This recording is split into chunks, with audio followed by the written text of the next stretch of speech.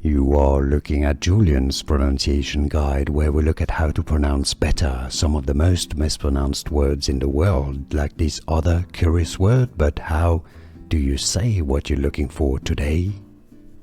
Let's learn once and for all how to pronounce this word. If you want to learn more basic vocabulary and confusing vocabulary in English, more pronunciation, stay tuned. So let's listen to the pronunciation. Your, this is a possessive. Your, that's British English pronunciation, the American English pronunciation, how it's pronounced in the US. Your. So let's summarize.